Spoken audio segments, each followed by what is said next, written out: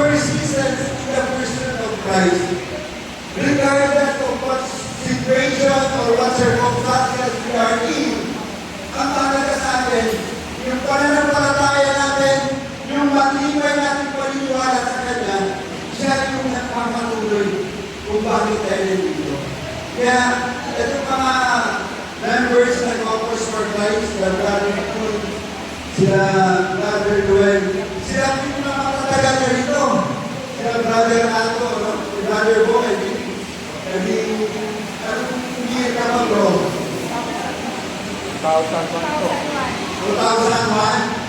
Diba? Sila po yung kumbaga sa takuhan, sila yung unang tumakbo, sila yung may dala-dala ng sulong ay pinapakala nila sa akin. And now, by the grace of God, eto po, nagbunganan muli tayo ng ating Christian Life Program. So meron po tayo offers na graduates, meron po tayo handmaids, and truly, second chapter, meron dito silang mga programa na magpapatuloy, na magpapakita na tayo po talaga hindi humihinto. Hindi po tayo tumitigil, hindi po tayo napapagod sa pagtugon natin, sa pagkalima natin, sa kalooban natin, Panginoon. Amen po ba? Kaya, palapakin po natin ang Diyos na tinawag na tayo.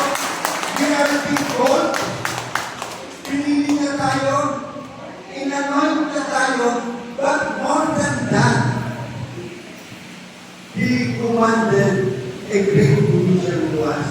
Kaya nga po, sinasabi niya sa atin, umano kayo at ihayag ang magbuting balita at gawin ko sila mga alagad ko. Baptismuhan sila sa ngalan ng Ama, ng Anak at ng Espiritu Santo.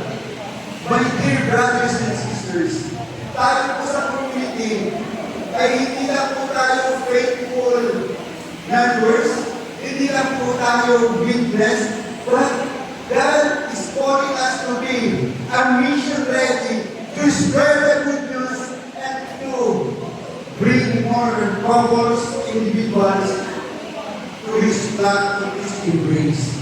So, that po ang mahalaga. Yung matabang lupa, nagpapahiwatig sa atin ngayon, na maging mabunga tayo, bawat isa ay dapat magbunga. Hindi man 100, sabi nga ni Father kanina, hindi man 60 lang, even one.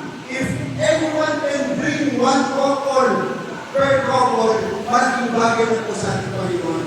If our membership ngayon ay nasa 50, if any one of that 50 will bring one couple, magiging sandaan po tayo.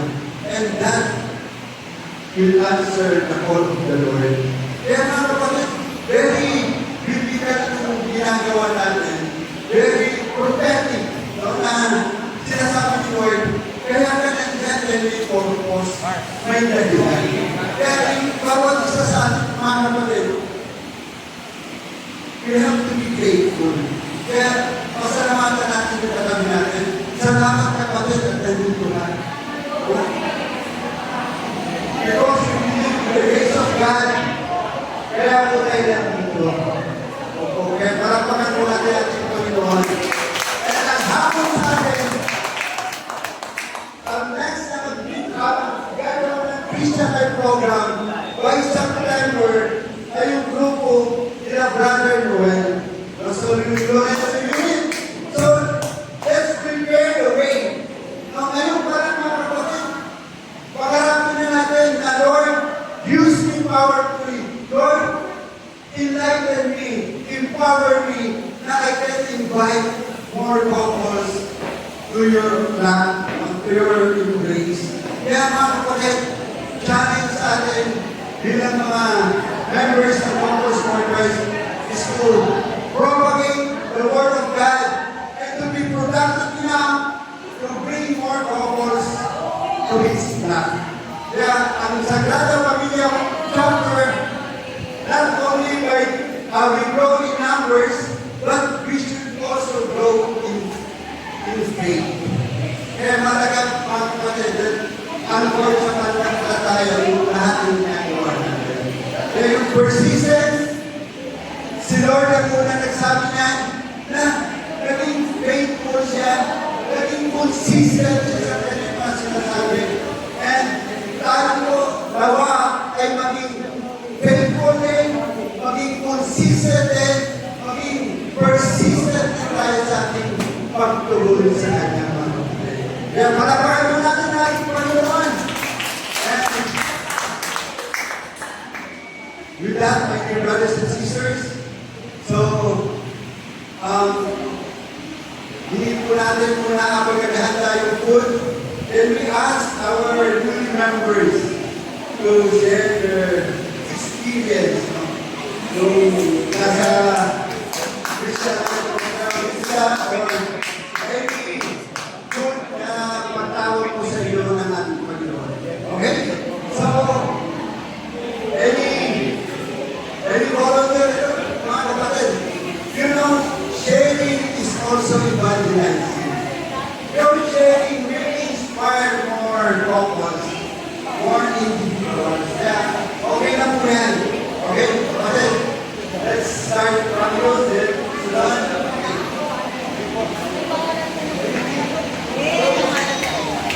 So, salamat po, kaibigan.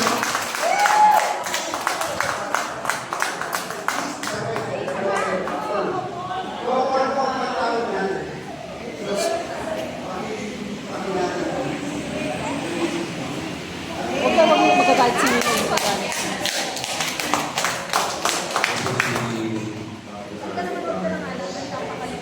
Siya po yung umalit sa si Boy Carlos. Ano po ang isang araw. So po kami ni Brother Boys kami. Bali,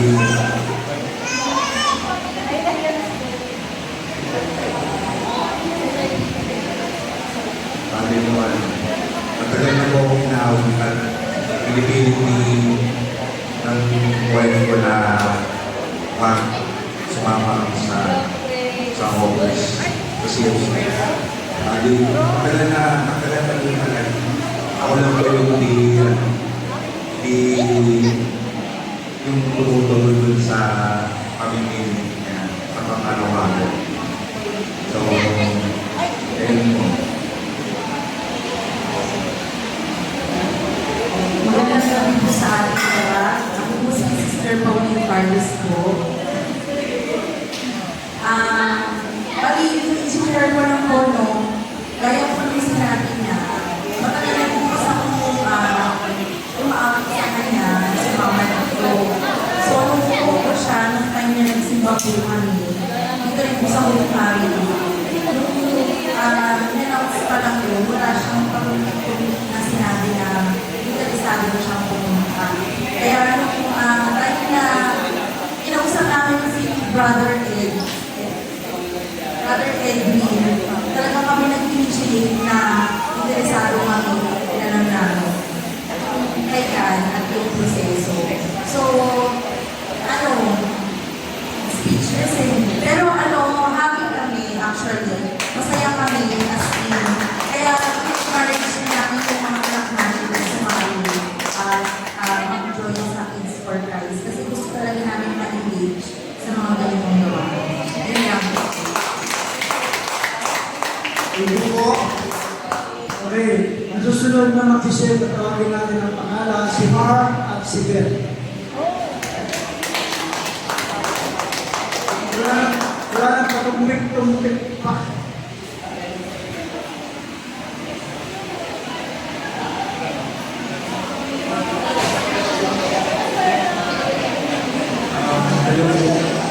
Kung pala si Glenmark Carlastre, siya po yung asawa ko.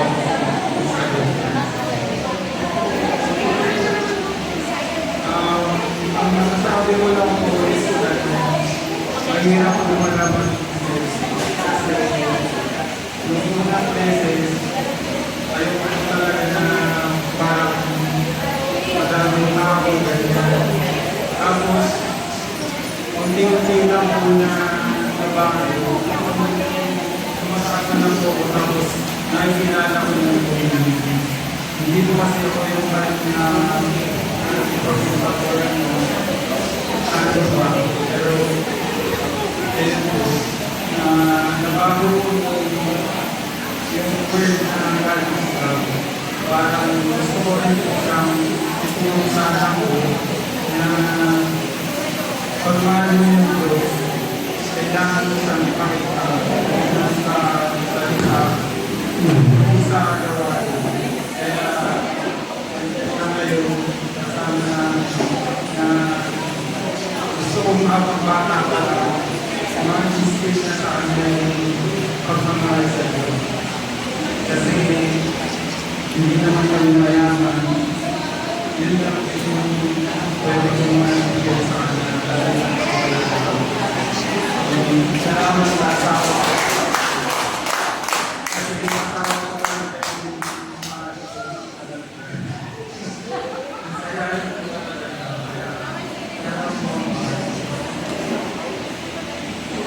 Hello. Hello, magandang gabi po sa inyo. I'm Rita Chavez po. Nasa dito kami. And looking forward po ako na finish our best. Hindi na para sa family namin. Hindi para makashare din sa ibang tao ng blessing namin. Siguro ang nararamdaman ko ngayon is blessed and happy. Tapos fulfilling yung nararamdaman. And yung CFC yung dahilan bakit masara natin ng pag-ibig ng family. And gusto kong continue to sana tuloy talaga for this opportunity na meron kami. Hindi lang naman yung kailan yung family na opportunity. So, ikaw na. And ano, and yun lang. Salamat po sa lahat. And kami din ako marami kami nakilala. Mas na-encounter pa na tao. At alam ko madaming pa to. Kaya maraming salamat po sa lahat. Hello, thank you. Ano kayong household? Kay Edwin at saka kay Jay. Yung una ng talk, kanino yun? Yung nagmula ng share pala. Edwin ulit. Bakit po muna Edwin? Ang susunod naman doon sa household naman nila Philip and Sister Marian.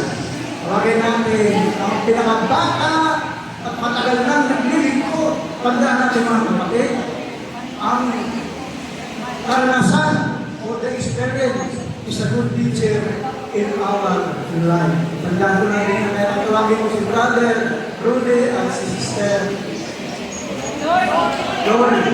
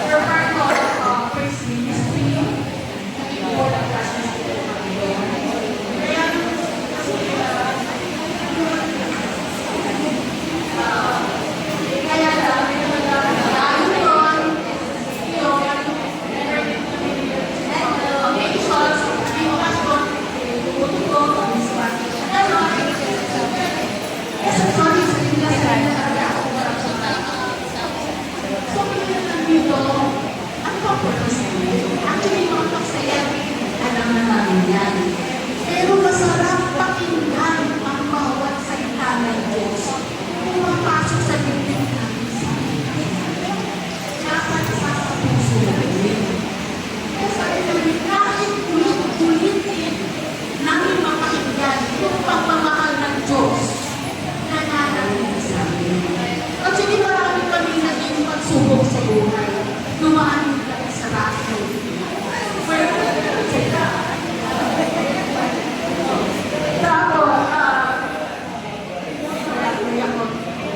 Marami kami pagsubok sa buhay. Sa totoo lang.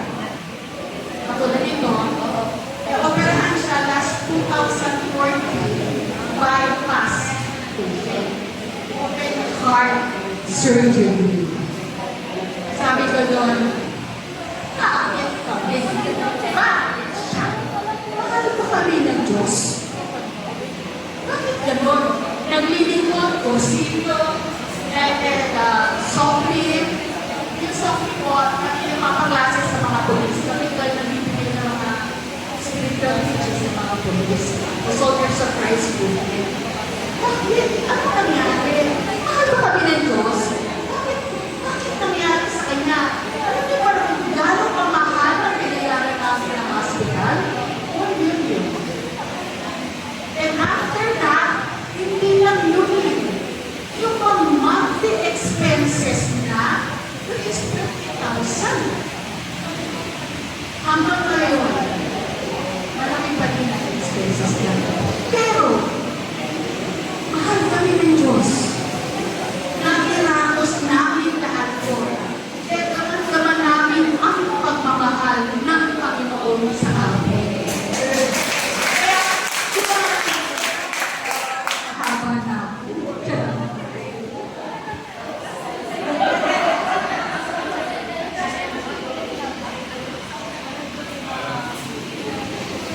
Okay. God is good. Ikaw man na yun. God is good. Sabon. Sobra-sobra. God is good. God is good. All the time. Okay. Now, parang namin na yan.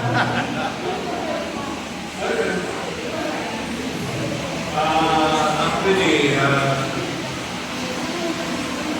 meron na ako klasa ba dahil catering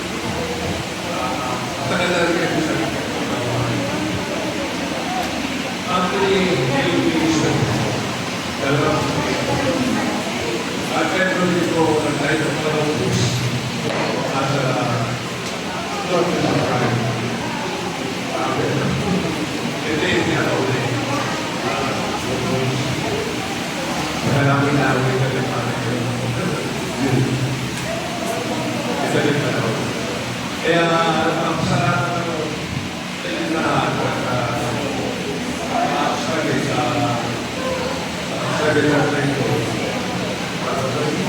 na graduation. Kaya, umasabi ko na, kung sinabi namin ng Panginoon, go out, go. Kumayo kayo sa isang lipunan.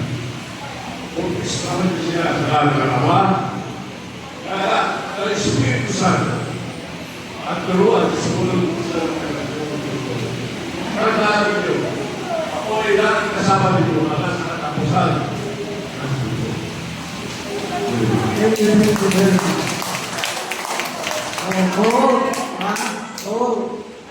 Ganda yung binigay na verses ni Brother Rudy. Tingin ko para mga yung mga bagong graduate, para mga sariwa-sariwa ang inyong mga parang anghel ang inyong mga mukha.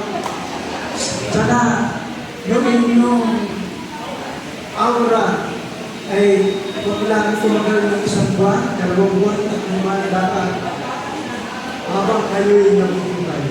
Amen? Tawagin natin ang kaninong household kay Philip and kay Mary Ann. Tawagin natin isa pa. Nalumin mo po.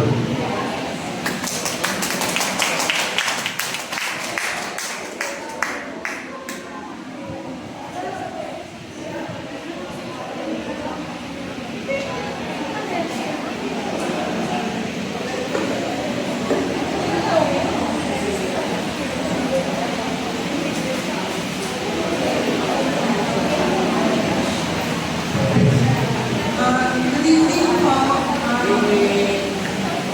Ako po si Hilda Celis. Nagpapasalamat po kami kay Sister Jane at kay Brother Edwin na nangungulit para sumama kami sa gawain na to. Salamat po at saka masaya po.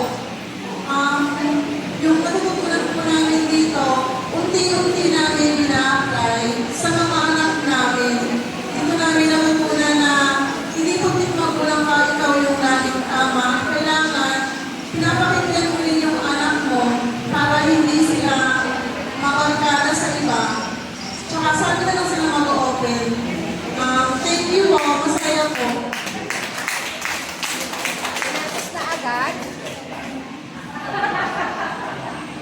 Magandang gabi po, mga brother and sister. So, pala si Ricky Harong na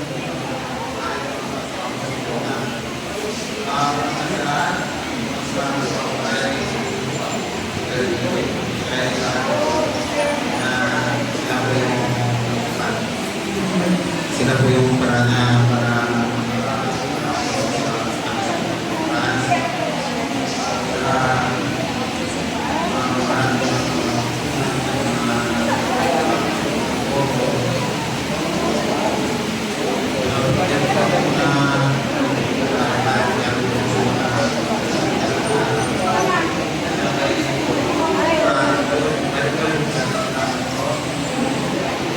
Thank you.